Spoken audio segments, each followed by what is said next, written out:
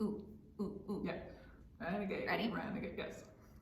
Hi, I'm Andy. And I'm Alex, and we are Primed! So we are very good friends, and we started Primed because we want everyone to love painting as much as we do. Yeah, so I will be the one walking you through the painting video today, but you can feel free to do your own thing or follow me exactly. It's up to you. I just want you to love what you make and have fun. And we really want to see what you make, so when you're done, make sure you post your final painting on Instagram and use the hashtag #PrimedPaintings and tag us at Primed Fine Arts so we can see what you make. Happy painting!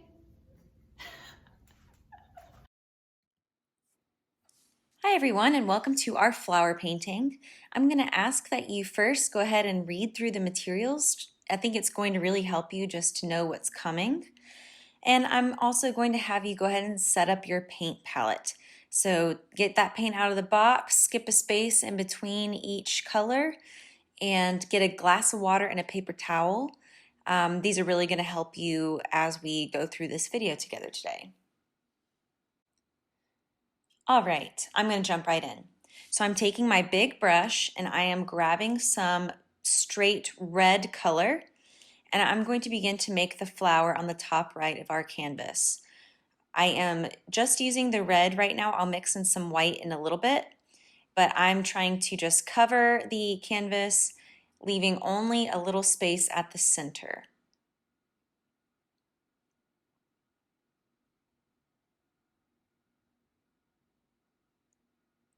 All right, and now I'm going to add some white. So just to the left side, I'm going to add some white to give it dimension as if this was the side that light was hitting. And it's okay if it mixes in and makes a kind of pink color, but avoid this whole painting over mixing if you can. Try to be as choppy and free with your strokes as possible.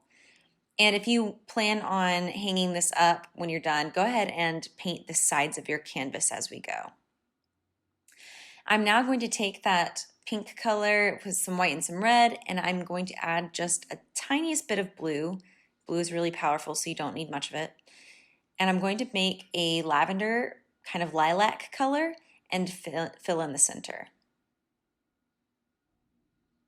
All right, now I'm going to clean my brush. And I'm going to first use the water and then wipe it on the paper towel. The paper towel makes it nice and dry for me. I'm going to get some yellow and some blue, and I'm not going to mix these too much in my paint palette. I'm going to do a lot of mixing straight on the canvas, but I'm going to start to paint my leaves. You can make these greens whatever you want. They can be as dark as you want, as light as you want. I make mine kind of a medium tone with hints of yellow and blue individually showing up, but you of course can mix whatever colors you would like. And I'm just going to add leaves around the canvas wherever I see fit. So feel free to add where I add, or you can add your own wherever you want in your painting. So right now I'm just blocking them in. I'm not worrying about if they look perfect or not because I'm going to go back over and add some layers.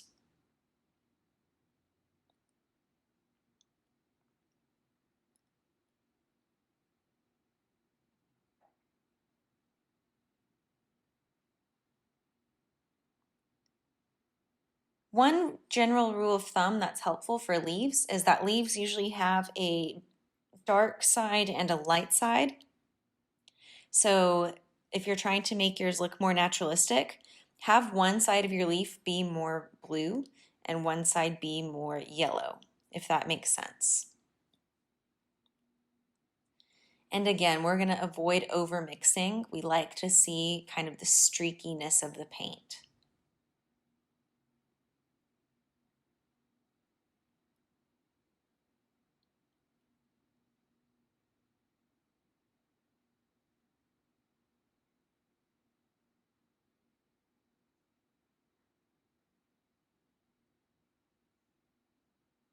And you can correct as you go, of course.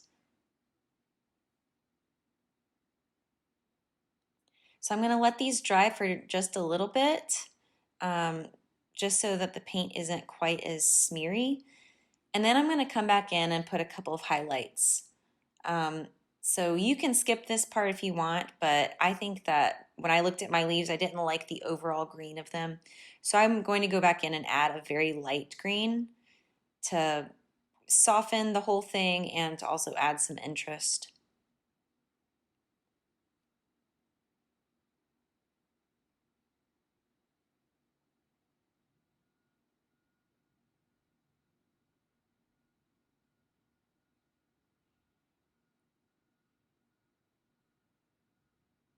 Okay, now I'm going to work on my background. It is just white right now, but I want it to be that pretty light blue.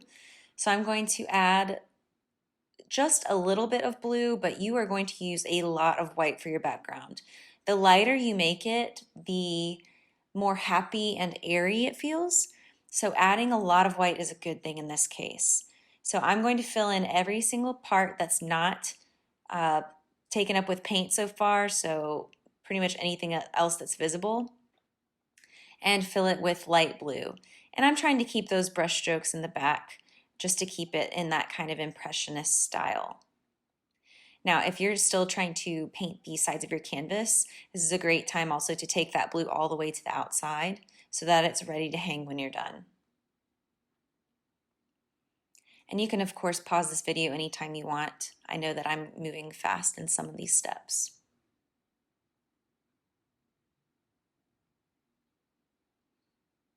Okay, our background's done, and now we're going to draw in the stems. So I'm going to take my little brush, and I'm going to mix a kind of dark purple. You can feel free to mix a dark green like a hunter green, just any sort of really, really dark hue that's going to be contrasting. And you can just start to connect your leaves to your flower, your leaves to each other, and ultimately I'm going to draw a stem and have all the leaves kind of connect to that stem.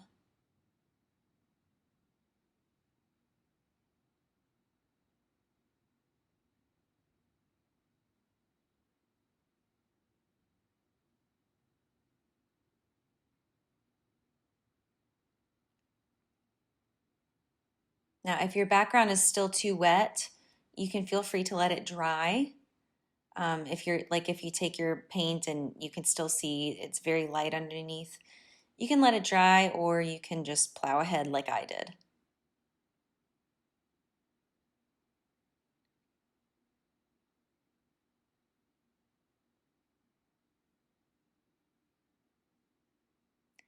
All right, so with my little brush still, and if you made a green, you can just feel free to keep your brush dirty, but I'm going to be adding my dots. Steps 8 and 9 are pretty interchangeable. It just depends on how you want your flower to look. Some flowers have the insides that kind of come over the rest of the flower. Some flowers have the petals that kind of come up and cover the center. So it just depends on how you want your flower to look. I've made it both ways and I like how it looks both ways. So you're going to take that dark color and just make some dots in the center. As you can see, it's a very easy step.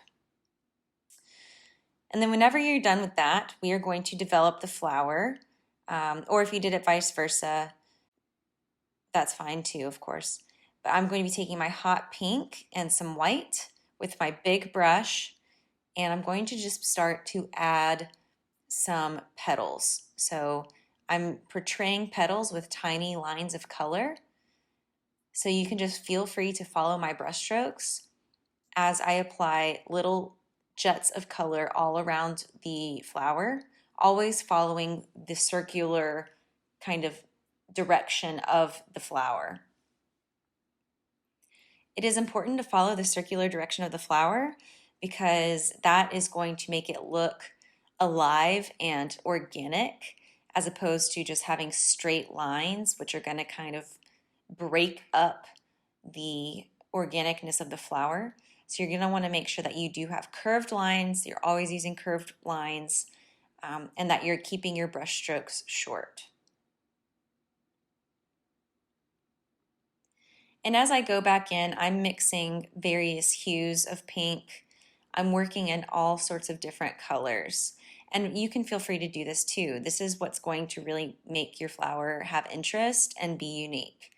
So I'm mixing kind of on the left side where the white was, I'm mixing pinks and peaches, and on the right side where it was just the plain red, I'm breaking it up with a little like magenta color and some other dark purples. But of course, always making sure that I blend them in really well.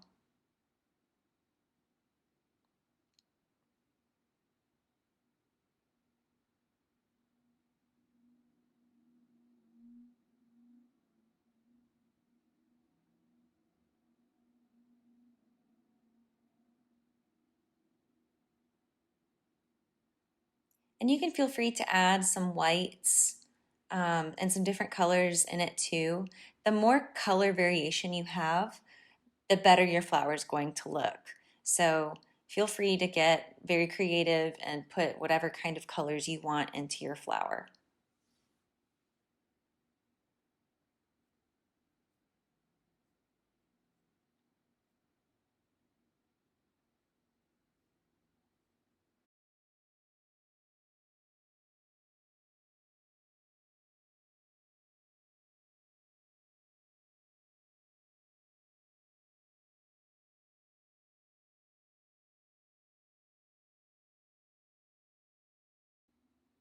And that's our video. I hope you enjoyed watching.